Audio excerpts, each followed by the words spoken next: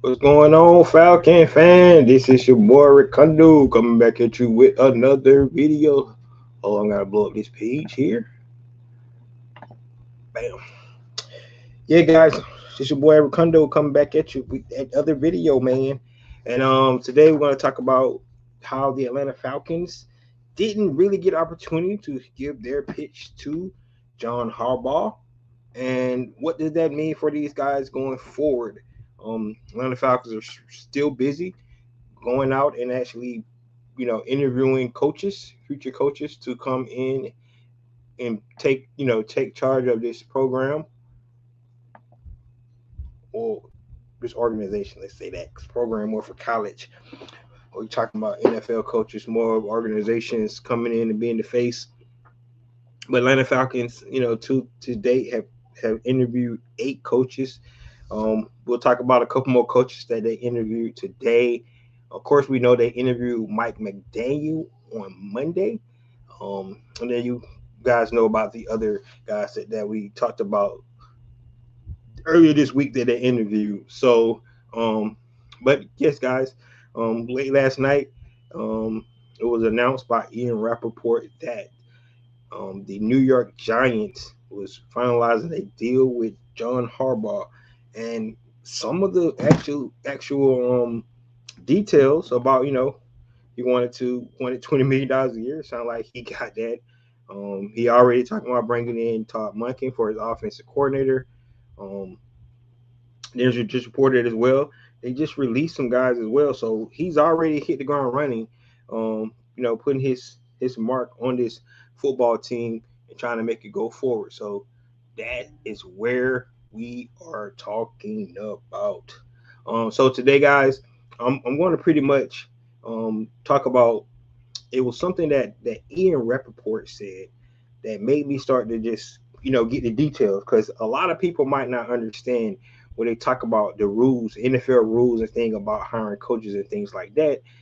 So today, what I want to do is just make sure that we all understand, and because when I read up on it, it kind of gave me more insight on when potentially the Falcons actually going to be able to hire a coach, right? Um, because he said yesterday, and if you guys don't recall, you can go back and look. He said that the New York Giants and the Tennessee Titans was the only 2 teams that had met the NFL rules to be able to actually hire a coach. And of course, one of the rules in particular is that Rooney Rule. So we're going to talk about what's going on, T. Terry. We're going to talk about that today. First of all, we're going to talk about Rooney Rule because, like I said, guys, we all just think it's just really much for talk about bringing in 2 minority coaches, but it's a little bit more than that, and you guys can see what I mean when I'm talking about that. Maybe the Falcons, you know, didn't meet the rules that they need to meet, and if they actually would have even brought in John Harbaugh, they hadn't met the rules, winning rule, they still couldn't even hire him yet. So that's one of the things that we're going to look at today. So John Moreno said, "Good evening, Ricondo. Say there's news on the Falcons already. Hired could yet, but can't announce yet until the Seahawks are finished the season." I saw that rumor. All right, so let's go into the Rooney Rule, guys, so you can understand, get a little bit more insight on what the Rooney Rule means. And so we talk about the Rooney Rule. I'll pull it up for you guys. All right, so when you're looking at the Rooney Rule, guys, this is the Rooney Rule. Rooney Rule said head coach GMs must be interviewed at least 2 external minority or female candidates in person. That's the key. So you actually have to bring these guys in person.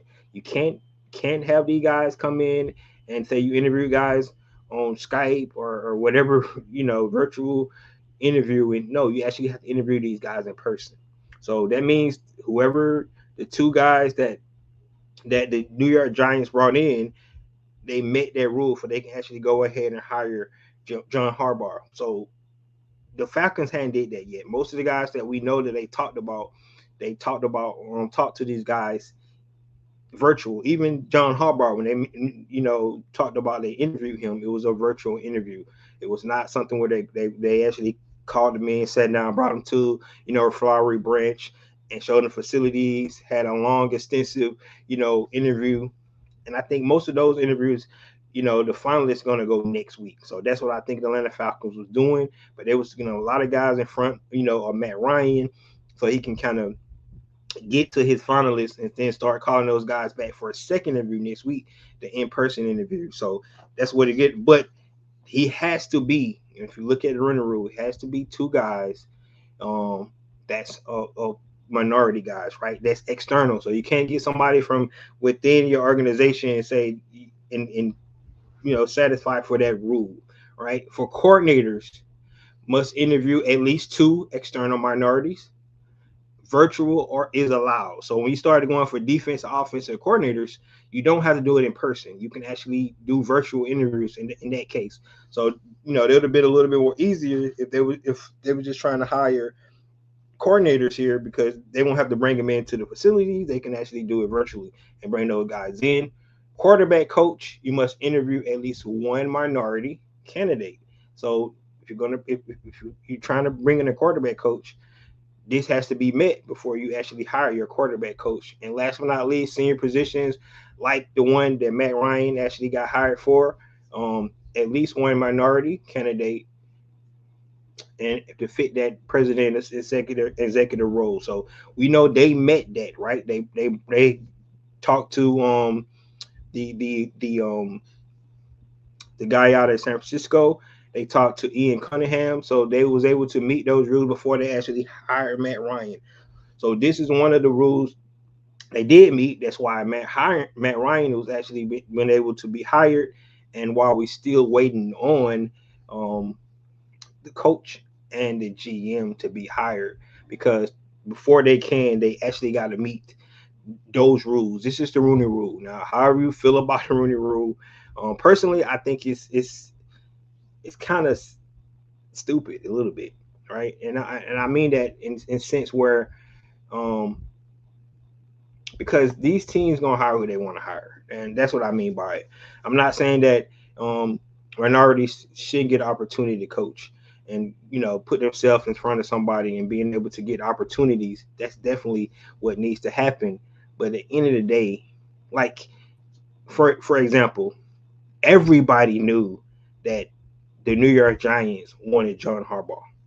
So the two guys they brought in, it was just to meet this rule. Those guys when they brought in, they knew didn't have a chance because it was reported. The media just continued to report that that John Harbaugh that's what they number one target. So you bring in guys to fit this rule, and I just think it's disingenuous, man. I'm just being honest about it. That's why I think it's kind of stupid, because you're not really giving these guys opportunities. You're just trying to make this rule so you won't get penalized, and you're going to hire the guy you want to hire anyway. Um, I think it should be done another way. I don't know the other way you can do it, but to have this rule in place and just do it when you know that these guys don't really have the opportunity to be hired. Um, and then for the guys to come in and help these guys meet that criteria, it baffles me because I wouldn't I would not fly all the way up or meet these guys in person when I know I don't even have opportunity to be their head coach, because I know I already hear it from everybody else. Their number one choice is somebody else. So it's disingenuous. Now, a lot of coaches want to prove that maybe if I get in front of them and they hear my pitch, maybe I can sway them to look another way. And that it could be true. So I'm not telling guys not to take interviews and things like that. My point is, like, in some cases, you're just trying to fill a quota, and so you coming in and just. I mean, I'm curious how long those interviews last, right? Do they roll out the red carpet for those guys as well? Like, it was reported that John Harbaugh was with the New York Giants for like 9 hours, right? So if he's there that long, I wonder how long the other coaches was there, um, you know, to get their pitch and how they can actually help the organization, or it was just, ask go down your list of questions and he'd be like, okay, we filled this role. Let's see, can we get John in here? Like, that's so it's so disingenuous to me, and I think they should look at it, try to do something about it because, man, and then you think about it, it's 9 vacancies open. So some of these coaches that's coming in to fit the Rooney Rule just gonna get rotated from team to team to team to team, knowing that they're not gonna actually be hired by these teams, right? They just helping these guys fill these quotas, but they won't get penalized. And some of these guys won't have opportunity now. Some guys definitely going to be a legit look at and things like that. But some of these cases, especially in this case with the New York Giants, everybody knew that the New York Giants wanted to go in the direction of John Harbaugh. So, but I wanted you guys to see it, and now you can kind of get an idea why it probably won't be to sometime next week until the Atlanta Falcons hire a coach, right? Because they got to meet these rules. So these are some of the rules that you have to look at, and until they meet these rules, they won't be able to even consider a head coach, right? Like John said, they might already know they want to hire Clint Kubiak, but until they meet this, that won't be announced. And then the other thing, guys, that I want you to take a look at is the timing and interview process, right? And when you look at the time and interview process here, this is where the another reason why you probably won't see until next week until the Atlanta Falcons be able to hire a coach. So the early interviews can interview candidates not with other NFL teams like college coaches immediately. So we already know that. So they're not with NFL teams. You can interview those people anytime. Playoff team assistants. So that's special teams, defense, offensive coordinators. Virtual interviews can start as early for the coaches on winning playoff teams. So like that's what we saw last week from everybody. They was interviewing coaches. They all were virtual interviews though. None of them was in person for the teams that was in the playoffs, right? If you wasn't in the playoffs, definitely you can come in. But for the teams that was in the playoffs, it was all virtual interviews, right? In-person interviews for playoff coaches are delayed until after the divisional round, which is this weekend. So this weekend, after this weekend, now the Atlanta Falcons can start have in-person interviews, right? So that's what I mean. So guys like Clint Kubiak, who already had a virtual interview, now I mean actually have an in-person interview, right? Robert Saleh is another guy that they want to talk to, right? They haven't mentioned a virtual interview with him, but they actually can bring him in after the divisional round, and bring him in for a in-person interview, right? So those some of the candidates that we know that's in the playoffs right now that has been mentioned that Atlanta Falcons want to interview. So those guys can be brought in next week for in-person interviews, right? We heard about Antonio Pierce, right? He can come in anytime. He's not on the team, nothing like that. So the interview could have already been taking place. However, they haven't announced it yet, so we don't know when they're going to do interview Antonio Pierce. A lot of people thinking that's just a Rudy Rule interview, right? Because he would fit into that category of being a candidate that they can bring in. um, Israel Evero is another guy, the defensive coordinator from the Carolina Panthers, is another guy they mentioned they want to interview, and he could have came in anytime because he's not currently in the playoffs. So playoff teams and assistants, that's your coordinators, offense, special teams, and defensive coordinators after the division rounds or after the Super Bowl, right? Now, postseason restrictions. So no contact with candidates on teams in the Super Bowl from Super Bowl week until the day after the game. So, right. So if they do, just say Seattle Seahawks make it to the Super Bowl, and they do decide to make Clint Kubiak their coach, they kind of making announcements of that until after, unless the teams allow them to grant that in writings, right? So even if they decide to pick Clint Kubiak, they can't even tell us he's the coach.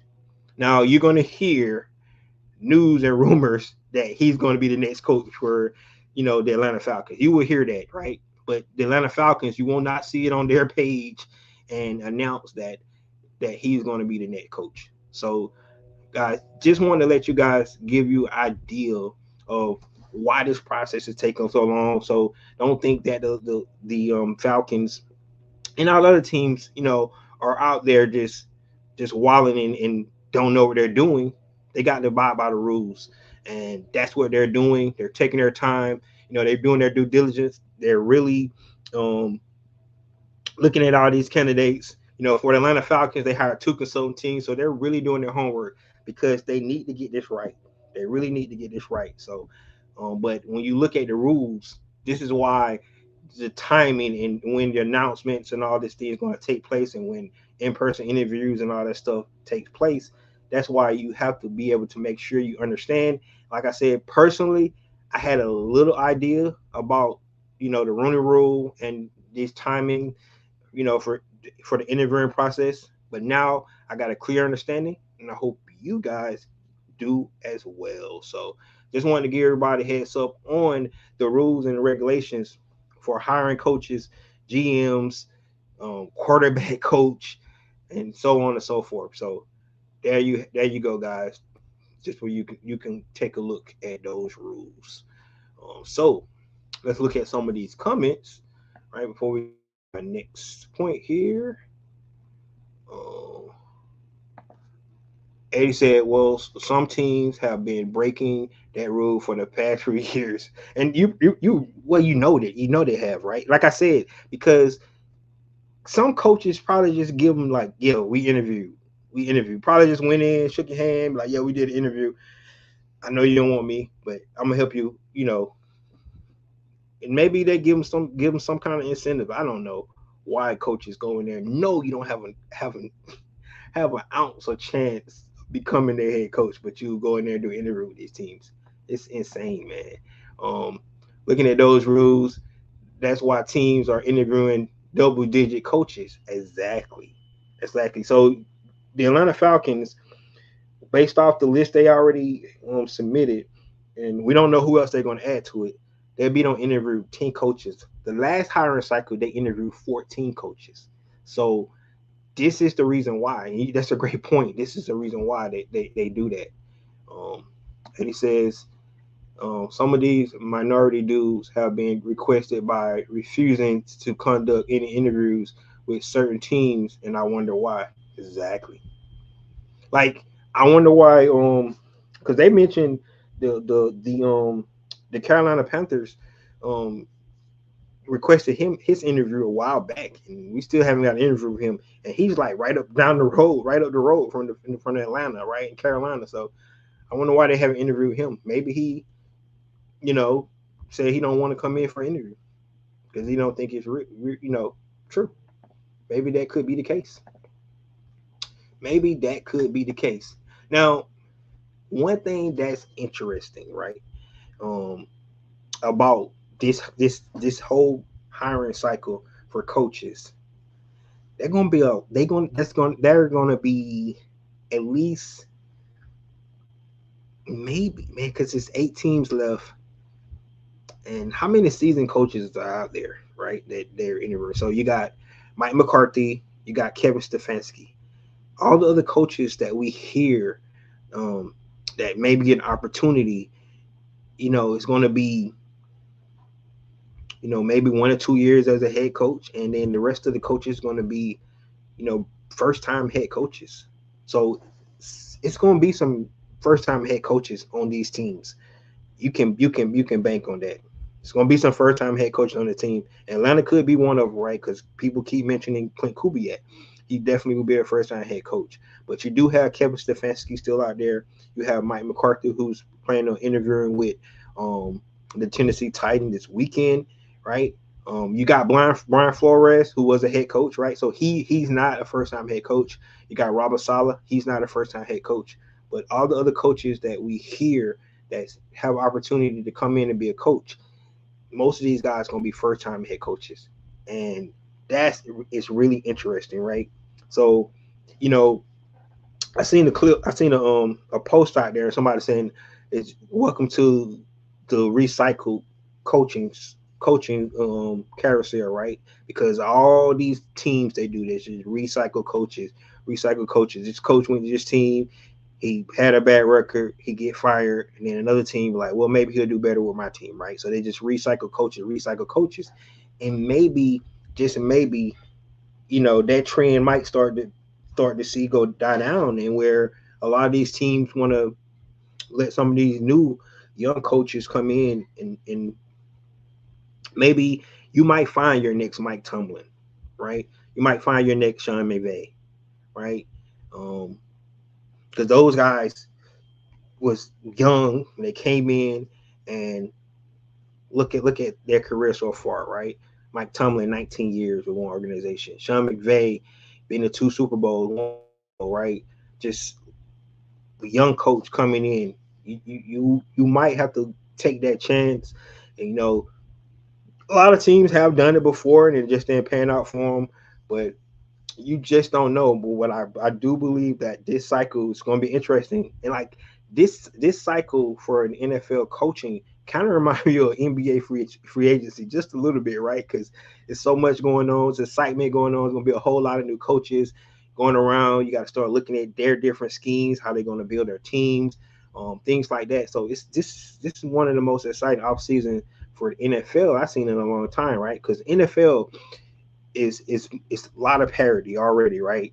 Your team could go from first to worst quickly, but but this is going to be interesting this season because of the number of vacancies that's open. Man, it's about a quarter of the league that has open vacancies, and that's exciting because now we're gonna have to see a lot of new faces on the sideline.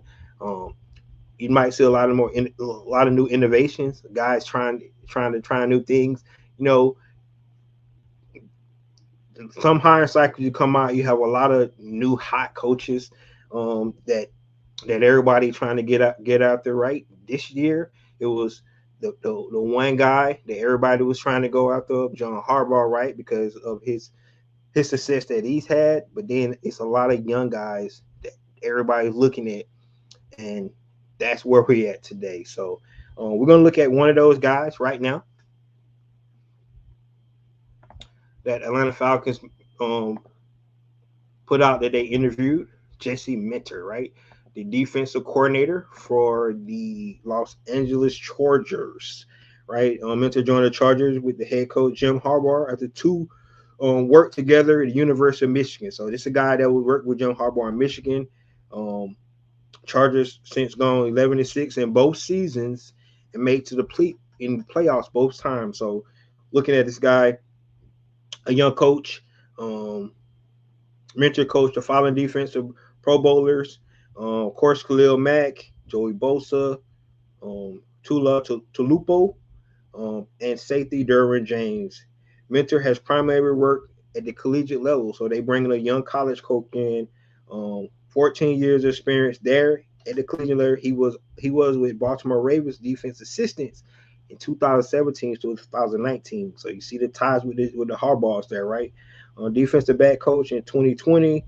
The Ravens went to the playoffs 3 times during Mentor's tenure, right? So this is another young uprising coach who spent a lot of times with the collegiate level, right? But you see the ties he had with the Harbaughs, right? He was with the Baltimore Ravens, and I'm pretty sure John mentioned, him to Jim. That's why when Jim went back to Michigan, right, he took him with him, right? So a young um upcoming defensive minded coach coming in and see can he put kind of philosophy he got, being mentored by both Harbaughs, right? That kind of give you some sense of, maybe what his philosophy is, what kind of coach he'll be, what kind of leader of men he'll be for an organization. But today, the Atlanta Falcons actually brought him in. Well, I'm not sure they brought him in. Probably another virtual interview, but they interviewed him today, and let's see, do he get a final? Get called back for or second interview for this Atlanta Falcons. So there you have it, guys. Jesse Minter, the defensive coordinator for the Los Angeles Chargers, and that is interesting. And I'm gonna tell you why. These two guys are interesting in just a minute. So the next guy is Jeff Hafley, right? Jeff Hafley. Now, so listen to here when we talk about Jeff Hadley. Jeff Hadley had been a defensive coordinator with the Packers since 2024. In his first season, the Green Bay had a total of five defensive and six a total five defense and the number six scoring defense, right? So the number fifth and sixth scoring defenses in his two seasons there. It was the first time since 2010 when the Packers won the Super Bowl. So his defense was on, except that last game against the Bears. Except when he played the Bears, something was wrong with that defense, man. Prior to taking the defensive coordinator position in Green Bay, Halfley was the head coach at Boston College. Boston College. Where did Matty Ice go to college, guys? Boston College, right? So I wonder why um, that tie is there, right? Before that, he was the co-defensive coordinator at Ohio State. So another guy coming straight from the collegiate level. Though he has made his name for himself as the college coach, Halfley stops in NFL include the time with the Tampa Bay Buccaneers, Cleveland Browns, and the San Francisco 49ers, all as defensive back coach. See, this is another. So, what was Mike Tomlin before he got hired? Defensive back coach. A lot of people like these defensive back coach for some reason, right? What was Jesse Minter? Defensive back coach. So, very interesting, guy. Very interesting. I think the most interesting thing about all the coaches that Atlanta Falcons have interviewed, most of the coaches are defensive minded coaches. And that is very interesting to me, especially when you have the offensive minded president of football doing all the searches, right? Most of the coaches that they're interviewed has been defensive minded coaches, right? So you just take a look at all the coaches that we have interviewed, right? Only ones that's offensive minded Kevin Stefanski, Clint Kubiak, Mike Daniels. Every other coach that they have hired, they have interviewed, has been defensive minded. I don't know what that means. I don't know what that means. But I do know that it doesn't mean that it means that Matt Ryan is just not trying to look at the offensive side of the ball and saying that we need to fix that. We do need to fix the offensive ball. I think we all agree that. That's why so many people are sold on bringing an offensive minded coach, even including myself. But it's really interesting when you look at the defensive minded, the overall, the majority of guys that they have interviewed have been defensive minded coaches. It's just that's interesting to me. It really is interesting to me, and I don't know what that means, but I guess we'll find out here soon, right? I don't know if it's smokes and mirror. They want to bring in all these defensive minded coaches, and then decide to go offense, but they only looked at three offensive minded coaches, man, and that's Kevin Stefanski, Clint Kubiak, and Mike McDaniels. Now, it is the word on the street, and every time I tell Falcon fans this, they don't like to hear it. But a lot of people believe that Kevin Stefanski could actually be the offensive, be the head coach for the Atlanta Falcons, and most people don't like that, right? Because they got recency bias, which is understandable. His last two seasons in Cleveland was not good, to say the least. You can say terrible. You can say probably two of the worst seasons you've seen out of the franchise. Whatever, however you want to, put it out. But his last two seasons was not good, right? So when you look at that, you would question why the Atlanta Falcons want to bring in somebody.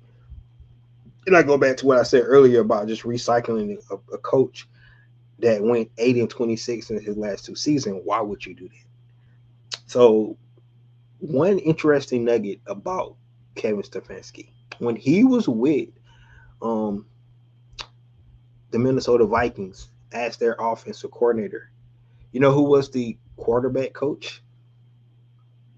Clint Kubiak.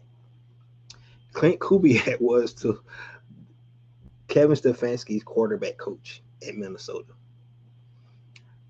So they have the same mindset, right? So the question would be, why would the Atlanta Falcons go with Kevin Stefanski over Clint Kubiak, right? And only reason you would do that because you don't want to go down that road or hiring another first time coach, right? You decided you're gonna get a guy that's a little more seasoned, right? That's been in 6 years, that's been a two-time coach of the year, right? He would have to explain what happened the last two seasons, right? He would have to lay out his his um his game plan for what he's going to do with Michael Penix, but his offense philosophy is the same as Clint Kubiak. It's because he falls up under that same tree, right? He does. So when you're looking at that aspect, if Kevin Stefanski decides to be the the head coach, that's going to be interesting. But I want all the fans to realize that it had to be a reason they make this choice, right? Because I see a lot of people don't want this to happen, right? But it's been mentioned that he could be the favorite. Him and Clint Kubiak could be the two favorites. Now, personally, my dark horse for the head coach is Mike McDaniel for some reason. I don't know. Um, I just think that guy, if you look at what he was able to do in Miami for two seasons, um, and the way he actually turned the Tua player around, I just think he's really bright. And also one interesting thing about Mike McDaniel, he is willing to be an offensive coordinator over being in a good situation over just taking a head coaching job in a bad situation. He did mention that. So now the Tampa Bay Buccaneers have brought him in to be be a offensive coordinator interview. All right, he already interviewed with the Detroit Lions as well for OC position. So one of those guys, if he do not get a head coach position, he might end up in one of those cities. If he do, hopefully Detroit, not Tampa, because I think the guy is a really good offensive coordinator. So he's my dark horse for some reason. He's just my dark horse. I don't know why, but I just feel like um, if you put him and get him the weapons that the Atlanta Falcons got, the stuff he was able to do with Miami, I think he can really take it to another level. Now, the question is, and some of the things that Matty Ice talked about was being a leader of men, being able to, to run their locker room and being able to be in control and things like that. I'm not sure um, that he had that much control that he needed in Miami, and that's why it kind of went the way it went. So that would be one of the question marks for a guy like Mike McDaniel's. But for his offensive mind, I think he's just probably one of the brightest young, play callers in the league. And you can put him up there with guys like Ben Johnson and stuff like that. So um, he would be my dark horse. But right now, a lot of people, if you look at the odds, and you probably can bet on this too, if you one of those kind of people, you can bet on the odds of who's going to be the Atlanta Falcons next coach. And right now, um, up there top neck and neck is the two offensive minded coaches, and that's Kevin Stefanski and Clint Kubiak. So those are two that a lot of people thinking they're going to go with, but man, you can't overlook the fact that they have interviewed a lot of defensive minded coaches, and then you look at the other coaches that's been been requested is Robert Sala, Idro Evero, right, and Antonio Pierce, more defensive guys. So, like I said, they have interviewed a lot of defensive guys, right? They haven't even asked for Mike McCarthy, who's another offensive guy, right? So I don't think they care about the whole experience because he probably is the next coach with the most experience on Mike McCarthy, and they hadn't even requested an interview with him. So I think they might go with a first time head coach, but I don't know if it's going to be offense because man, you're definitely interviewing a lot of defensive minded coaches, and you know, hoping they can be leader of men and create a culture, and then they hire the staff and bring in the right offensive coordinator to get this offense where it needs to be. That's what it seems like, based off the number of interviewers that they hire. I think by the time they get done, they're big on interview, like I said, about 10 guys. It could be more than that. We got time. But I don't expect us to hear anything from the hiring standpoint until next week, right? Um, we definitely gonna hear some more interviews. I go back to the Rooney Rule. I think they already met the quota for GM, right? When they interviewed Ian Cunningham and Dishner, right? When they interviewed those two guys, I really believe that um, they satisfied the Rooney Rule for GM. That's why we haven't heard anything about GMs, because I think they already satisfied the Rooney Rule for that. And they could probably go ahead and hire GM if they wanted to. That's why a lot of people, believe that it's somebody that's still playing right now. The 49ers GM and the Chicago Bears assistant GM. Both of those guys, the assistant GMs for both teams, right? Still is in the playoffs right now. So that's why they haven't, went announced a GM, because I think one of the GMs they want to announce is still playing. So they can't do that until that guy is out of the playoffs and his season is over. So that's why I don't think a GM has been mentioned in the interview process, and I believe why GM hasn't been named as well, because they're still in the playoffs. So let's look at some of these comments.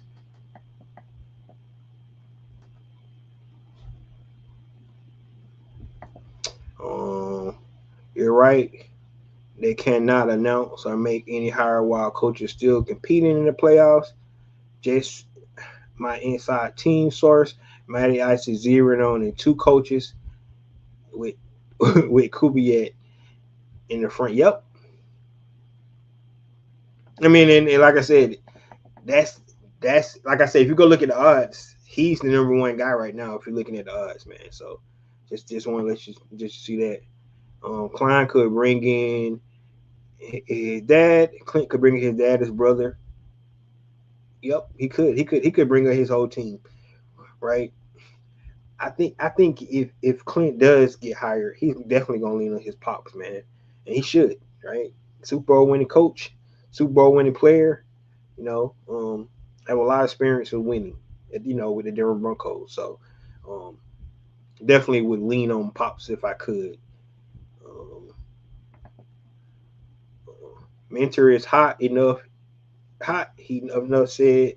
Don't be surprised. Yes, he's like I said, he's one of those upcoming coaches, and guys, you don't know. Like when you hire these coaches, you just don't know, because I can guarantee you, when Pittsburgh Steelers hire Mike Tomlin, a lot of people are like, "Who is that?" Right? But a young, um, up and coming coach, defensive back coach from Tampa Bay coming in, and he knocked them, knocked this off the Roonies, and 19 years later, never had a losing season with their franchise. You can't make that up. So you never know. Just saying. And I know a lot of people gonna be surprised and be upset and things like that, but you know, going in a different direction and doing something different might be the way to go. So don't be surprised if you hear a name that you didn't expect, right? So great point. Here's catch 22 from all the old school standpoint. Defensive minded coaches are hard to come by, because you need a strong defense to win a championship. You can always find creative mind to run offense. I maybe maybe the consultants, and they're looking at winning. Maybe where the mindset coming from. I'm not sure, but you would have to think, when you're looking at the number of defensive minded coaches that they have brought in. Maybe they're thinking those guys that know how to be better leader of men on the defense side of the ball. But we have seen some really, really good offensive head coaches, man, over the years. Look at Bill Walsh, right? Um, but then you back, well, Look at Bill Belichick. Oh. We say, well, look at Don Shula. Okay. Got even out a little bit, right? So, well, look at Mike Tomlin, right? Oh, okay. Right. Um, so you can look at it both ways. Look at Andy Reid, right? One of the best coaches ever. So, oh, let's go back old school. Look at Vince Lombardi, right? So it's the way you look at it, man. You just got to, you know, your offense. The reason why you have seen it happen in NFL hiring process so much, right? Because a lot of them hire offense-minded coaches, but their defense suck, right? T. Terry says Matt Ryan talked about Mike Medallion on his podcast about 2 months ago. I'm telling you, he might be my dark horse, man. I'm just telling you, if they do hire Mike Medallion, man, be ready for those terrible press conferences because he don't know what he be doing. he suck when he get press conference. He really do. Um, let's say, LOL, Washi Dashi Bag took your quarterback coach. Yep, Washington did take Doug, Doug Williams Jr., right? They met their quota, man. They got them black quarterback coach. And yes, he was really 100% good. Yep. Let's see here. And yes, the Dirty Turds really wasn't that good for that team. Period. Okay. We must got a Washington fan here. They really go where the money is. Period. Yeah, it's like NIL these days. Go where the money. That's what John did. Joe got 5 years, 100 mil. Mm. And yes, let them find out what he doesn't know. Then he will be kicked to the curb. Thanks for your insight, man. You take care too. Yeah, guys. We haven't heard any more. Like I said, we're gonna hear probably get some of these other guys get interviewed this week, especially the guys that's not playing this weekend. Then next weekend, I think where the excitement will start to happen, right? Because that's right after the divisional round, right? And there's only 2 teams left after that, right? Well, 4 teams left, right? So only 4 teams left after the divisional round. Now you probably start seeing some action, right? Look at depending on who's left, right? Um, and then some of these coaches that's out finally season over, you start seeing some hires go, right? So it's going to be interesting to see. Just looking at some of the other teams that favorite right now, it sounds like the Pittsburgh Steelers might be favored to get Brian Flores. That's interesting, right? Um, Tennessee Titans, I think they might go with Mike McCarthy, man. I really do. Season vet coming in, doing their thing. Arizona Cardinals, I don't know. I don't know their quarterback situation. They're talking about the Atlanta Falcons quarterback situation. What are they going to do with um, Kyler Murray? That's going to be interesting. Um, you look at the Vegas Raiders. That's going to be an interesting job because they got number one pick. They're going to pick Mendoza. So, coach coming in, picking his quarterback and have an opportunity to build off that, right? Um, he don't have to try to win it all his first year. Whoever gets that job can come in and build, that team up the right way, because they're gonna have the time. You got the Cleveland Browns with outstanding defense, right? We don't know what's gonna happen with Jim Schwartz, right? We know he interviewed for the Buffalo job. I mean the Ravens job. So um, maybe he might end up being a head coach somewhere. It's going to be a lot of new head coaches around this league, man. Like I said, maybe some of these, the whole retreaded cycle coaches might get some jobs, but I think it's going to be a fresh new batch of new coaches around the league, and it's exciting. We got to remember that right after the Super Bowl, like a week and a half after that, all the All-Star games start, right? So all the um the Shrine Bowls and East West Shrine games, all those things. You got the Senior Bowl down in Mobile, so all these things started to take place. So that's why um, these teams got to start getting their staffs in place and things like that. Now the regional scouts are already out there doing their due diligence for the teams and stuff like that, and all those guys be called back in, you know, in the month of February, so the team can start building their board, so they can start building the plan for free agency and the draft. Right, that's what you got. That's really what's got to happen.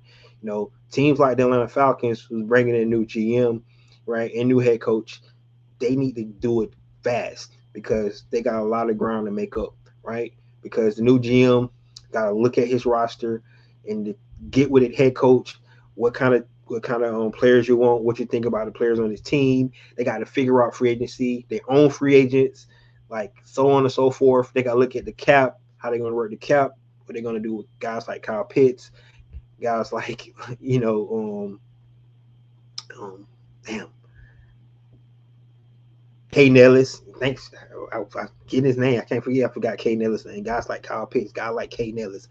Um, they got to make a decision on Kirk Cousins, which I think we all know that decision is going to be. They owe him too much money in 27. I just don't see it, right? Right. What they're going to do with the quarterback position, depending on where Michael Penix at with his rehab. It's so many things that this new GM and this new coach got to come in and hit the ground running, man. So it's a lot to it.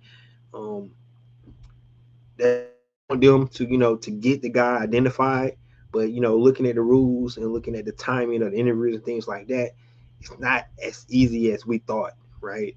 So it could happen next week. We hope it happens next week.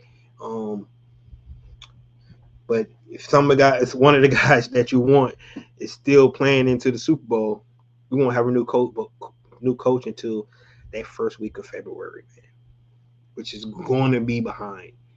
Just simple as that. It's going to be behind. So let's see how this thing play out. And Matt Ryan might have to be more involved than he think, because you got to start doing some things prior to that, right? And waiting until a week after February is going to be tough. So there you have it. We got another comment here. The head coach hire doesn't worry me. I think the Falcons find a guy. GM role concerns me more. I think we're going to go through young first-time jobs at both positions. Inexperienced GM worries me. That is a great point, especially all the stuff I just mentioned, right? That's a lot. It's a lot. And then, a novice president too, right? Brand new president coming in. So it's going to be interesting, man. It's going to be interesting. But that's why these guys got to come in and have the same shared vision. One good thing about whoever comes in, though, the team is not that bad, right? Like, you got to really suck really bad to mess it up. What you got to do is you can add to what you already got. That's what they need to do, right? They would really have to screw this up to mess up the momentum that this team has. The talents on this team is what it is, right? And you want to be able to have the right coach to come in to make these guys. And the old cliche saying, the year one, the year two jump, right? For guys like Jalen Walker and James Pierce and Xavier Watts, right? We want to see those jumps, right? The development of Michael Penix Jr. That's one of the things. And I do want to say this, right? Because I've been hearing a lot of media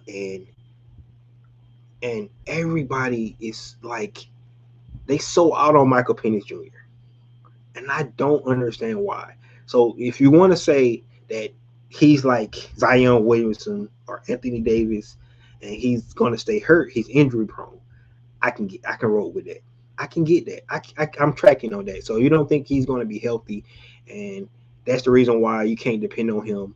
But the idea that he's not talented enough, you don't know that. You haven't seen him play enough games to determine that yet. And then the games you did see him play, you had to see some stuff that makes you think like, yes, he can play in this league. We got to remember that he lost 2 overtime games this year, right? He lost 2 overtime games, right? Which means that he was in both of those games. 2 overtime games. We lost a game when the field goal kicker missed the field goal, right? That's 3 games right there that Michael Penix Jr. was in the game. He didn't put it. You got to, if you watch his play during those games, you were like, okay, right? See what he did.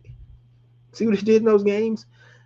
I mean, it's I don't understand like the so quick to get rid of a young quarterback that only played 12 games, man. He only played 12 games. He only played 8 games this season, and 9 games this season. I don't understand why so quick to give up on the kid. And like I said, if it's about injury, I understand, right? Because if he can't stay healthy, that's one thing. So the best ability is availability. So if he can't stay healthy, and that's the reason why everybody is out on Penix, I'm tracking.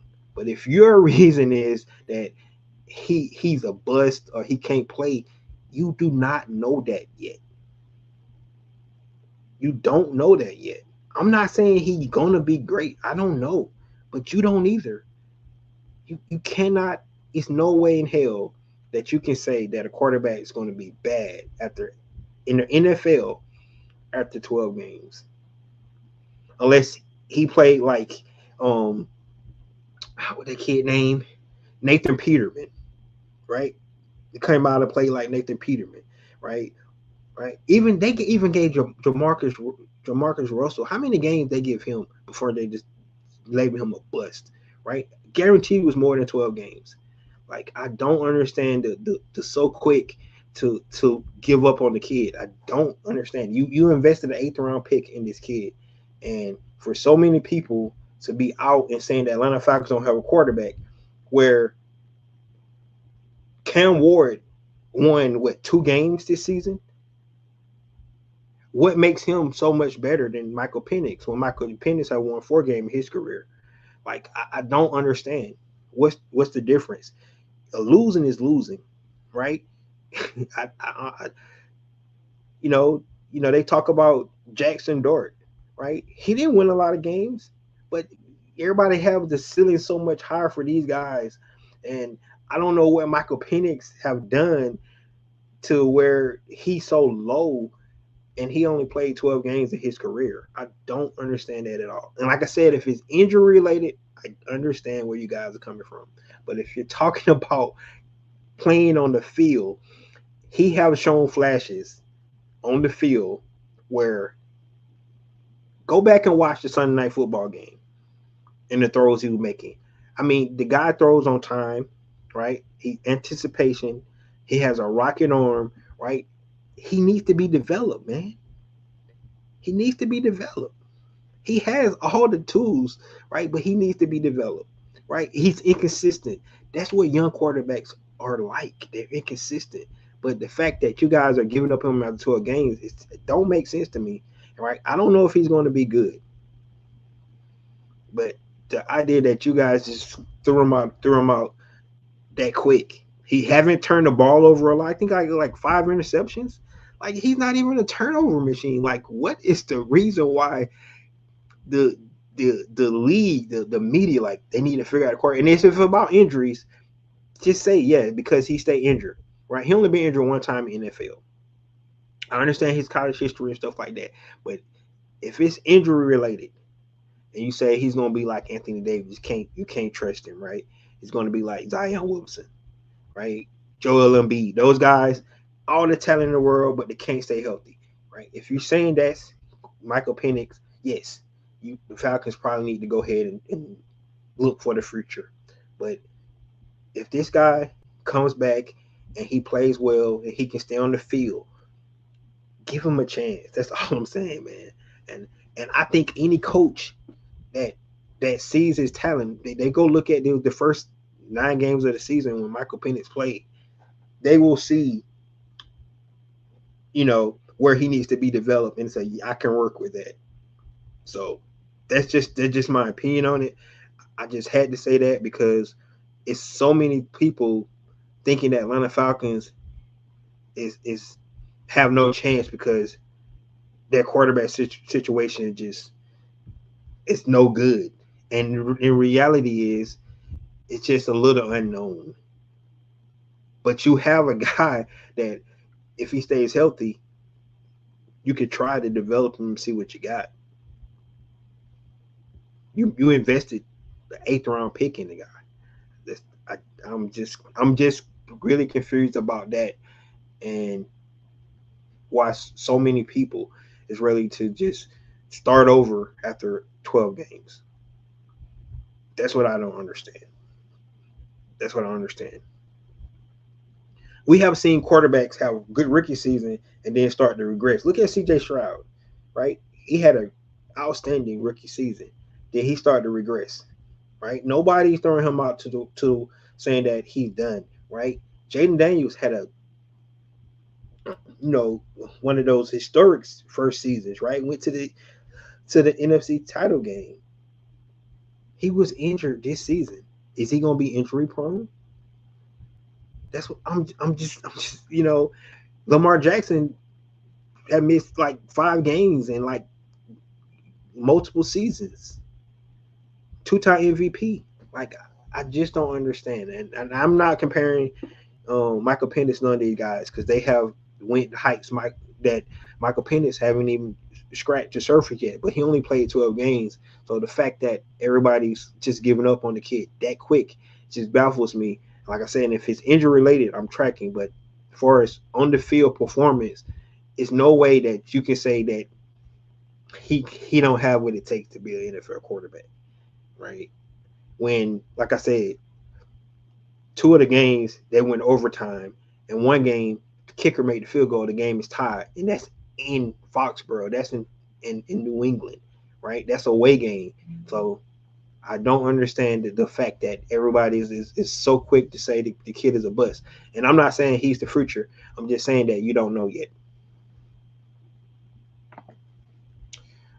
Anyway, said as of now, teams are John Clay Kubiak, the 49ers OC interviews. You see the trend? Yes. Yep. And people's like, did they pick the right? Did they pick the right? Did they pick the right Kubiak? Man, them Kubiaks is a hot commodity right now. Atlanta, you better do what you're supposed to do.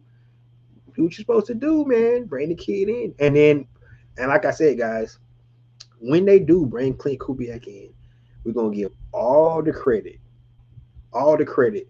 Nobody can take more credit than John Marino, because he is the guy that's been calling Kubiak name for like 2 years.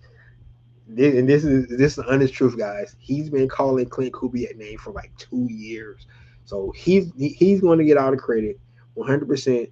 If the Atlanta Falcons name Clint Kubiak, the head coach for Atlanta Falcons, John saw the writing on the wall all day long, and he says, Back recorded to say the Falcons hired Clint Kubiak. I will purchase a ticket from Galveston to Atlanta for the first game, and I will come to yes, yes, yes. And like I said, if this happens, we're gonna give you all the credit, big dog, because you've been talking about him for 2 years. Honestly, God, like I didn't even know who he was until you started talking about him, and I had to look him up because I didn't even know he had been in the league that long and did some of the things he have done, but you know I guess I should have known that. He muddied his name coaching the Aints, right? He did do that. I guess we'll let him off the hook for that. He did coach with the New Orleans Aints, but other than that, um, so John Moreno definitely will get all the kudos for that because he's the one been calling his name for 2 years, man. It's almost been 2 seasons, and he been talking about Clint Kubiak, right? And now you see what he done with with the Aints when Derek Carr was there, and you seen what he has done with the Seattle Seahawks, right? You go back to what he's with the 49ers, right? And you look at what, um, guess who was there when he was there? Sam Darnold. So could he be the quarterback which we need for Michael Penix, right? That's going to be the key. That's going to be the answer, and we're definitely going to find out about that.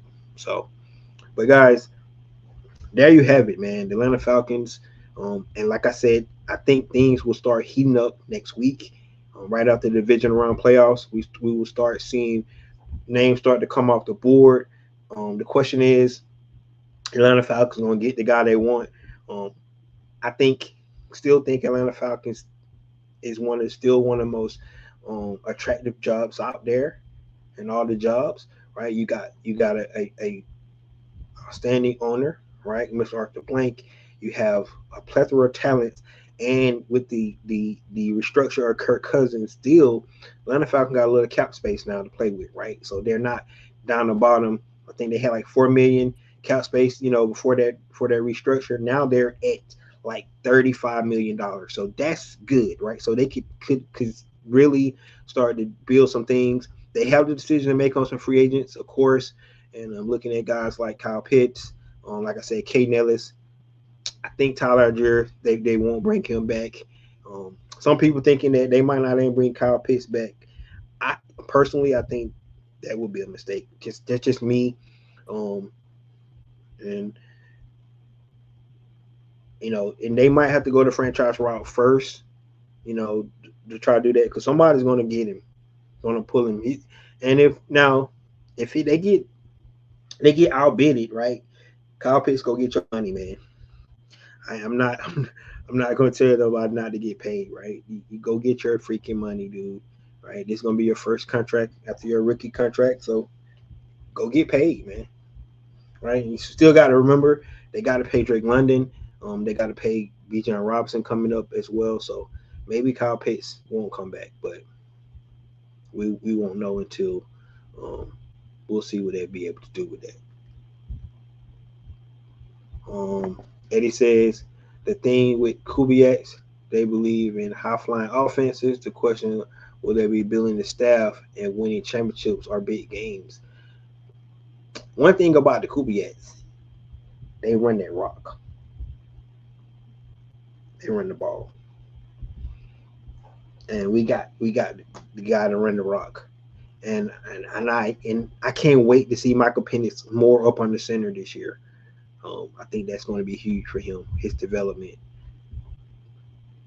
I think that's going to be huge for him to be up on the center a little bit more this year. Um, it's Kubiak again. It's against Kubiak again weekend this weekend.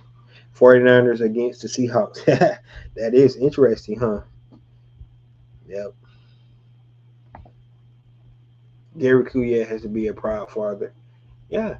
That's crazy. Both of them offensive coordinators too. So we're gonna see what happens, man. Kyle Shanahan going against his poo poo. It's one of his poo poos, man. And well, then they were like, well, man, you're not really my teacher, right? Because your dad was there with my dad, and that's why I know what I know, right? So they all probably grew up together, man, knowing that. What's going on, Maggie? What's going on? Everybody's saying that it's going to be Clint Kubiak. Just for the record, my dark horse is Mike McDaniel's.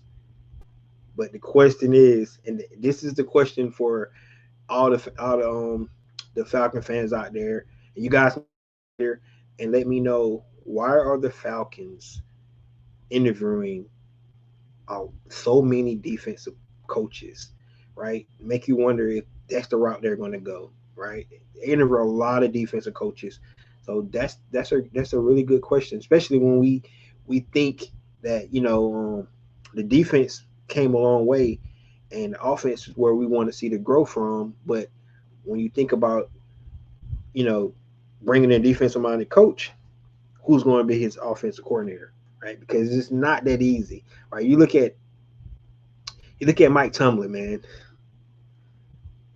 He went and found Mike Smith, the who. He went and found Mike Smith. And Mike Smith actually might get another chance, right? He's interviewing with the Tennessee Titans, right? So I think he's interviewing for an offensive coordinator spot too. So For some reason, Mike. Some people like Archie Smith. For some reason, some people believe Archie Smith can call plays. I just don't see it. Just don't see it. John Randall says, say that the true tree started with Dan Reeves, Gary Kubiak, then down the line. Yes, you are correct. Dan Reeves is the man. You got to really go back to probably what is it? Bill Walsh. I think you probably want to go all the way back to Bill Walsh, man. That West Coast offense. Um, Probably start there, and then like Dan Reeves, man. And people don't realize how good of a coach Dan Reeves was, right? Didn't win, right? Went to 4 Super Bowls with the Denver Broncos, right? Took the Atlanta Falcons to the Super Bowl. Dan Reeves went to 5 Super Bowls, right? Didn't win none of them, but and it's funny he lost the one Super Bowl that he went with Atlanta to who? The Denver Broncos, where he took the Denver Broncos 4 times to the Super Bowl. So um, Dan Reeves was a really good coach, and you can tell by the number of times he played for a championship. And yes, so Dan Reeves to Mike Shanahan to Gary Kubiak, all those guys, man. And that zone read, that outside zone, man. Nobody could run it better than the Denver Broncos when they had, you know, um, number 30 back there, Terrell Davis. Nobody can run it better than that. And man, we can get it going like that. Man, Bijan will break Terrell Davis. He will break Eric Dickerson record. We can get that run game going like that. Well, the the the the awesome offensive line coach Gibbs not there anymore. He was probably one of the best offensive line coaches out there. And but man, but if they do decide to go defense, they have to bring in a good offensive mind to develop the young quarterback. If they don't, you know, defense wins championships, but you got to score some points too. I mean, I don't see the Atlanta Falcons being the 2000 Ravens or the 85 Bears or the grit splits in the 70s for the Atlanta Falcons. If for nobody never heard of the grit splits, just go back and look and see how many points that the grit splits allowed back in the 70s. The Atlanta Falcons. That was one of the best defenses ever. Go back and look at that defense for the Atlanta Falcons. One of the best defense ever. So I put them up there with the 85 Bears and the 2000 Ravens. Go back and look at the great splits. Right? They was really, really good. Um, he said, T. Terry said, Darren Reed was the man. Yep, we rest in peace, man. He brought in Mike Vick. Right? But Chris Chandler, with Chris Chandler and Terrence Mathis and those boys got us to the Super Bowl, man. I still remember today where I was when the Minnesota Viking field goal kicker missed that field goal to send us to the Super Bowl. Well, we had to drive down to the score, but when he missed that field goal, man, I was actually laying down. And when I saw him miss that field goal, I stood up like, oh man, we might have a chance to win this game, and we did. But we went down to Miami. Eugene Robinson got arrested, and you know what happened. The Broncos put it on us. You know who was the backup quarterback for that team? Gary Kubiak. Dan Reed is the reason I'm a Falcon fan, diehard Falcon fan. Awesome. Awesome. Dan Reed was a really, really damn good coach, man. He really was. Um, he didn't play neither. He's one of the old school coaches, man. You think about you put Dan Reeves out there with guys like Mark Levy, yeah, Mark Levy for the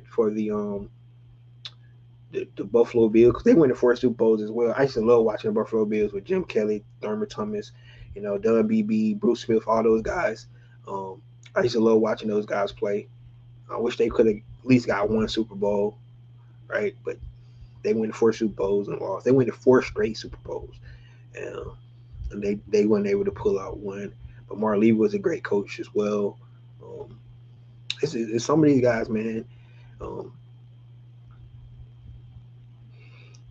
some, and back in the day, it lets you know how hard it was to get to the Super Bowl, right? Of course, you're gonna talk about the '70s with the Steelers, right? For those guys, um, went to Super Bowl. Terry Bradshaw, people don't even talk about Terry Bradshaw because his defense was the Steel Curtain was so good, right? They don't even give him any credit, right? Um, then of course you got Tom Landry, right? For the Dallas Cowboys. It's some iconic coaches out there that you go back and look at some of these guys, man. You know what I'm saying? But now you got guys to put their name in the hats. The guys that we know about, guys like Andy Reid, of course, Bill Belichick, um, some of the great coaches. So I'm rambling down. I'm finna get up out of here. I'm saying Tom Landry is the reason Dan Reeves became the coach. Did you know that? No, right?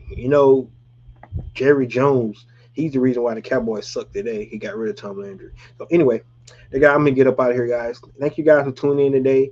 Um, like I said, the Falcons have interviewed 8 coaches. They missed out on John Harbaugh, but I don't know if he was a good fit for the team anyway. Um, and but I think the Atlanta Falcons gonna get it right. You got to put it. I guess we got to put our trust in Matty Ice, man. That's just what it really boils down to. Um, and it just wasn't meant to be because the Atlanta Falcons really didn't get an opportunity to pitch, um, you know, to John Harbaugh. I think if he would have came down and made it to Flowery Branch, for an in-person interview, I think maybe because we do have a really really great owner who's willing to do whatever it takes to win the Super Bowl. You can't deny that this is one of the best rosters in NFL, and it just is. So maybe if he came in the building, maybe we could have did what the New York Giants did and then let him leave. But you know, that's the way you have it. So guys, there you have it. Thank you guys for tuning in tonight. I hope you guys learned something about the Rooney Rule, interview timing, and things like that, and the reason why there's only one coach hired so far because apparently they met all the rules, to get to make John Barr the coach. Apparently they made all the rules. They had 2 minority coaches hired, right? I mean, interviewed, and then they was able to hire John Harbaugh. So I wonder who those 2 guys was. You have to probably go back and look through the timeline and see which 2 coaches they brought in to interview, you know, to meet their quota. So don't know. But there you have it, guys. This is your boy Ricondo coming back at you with another video. Peace.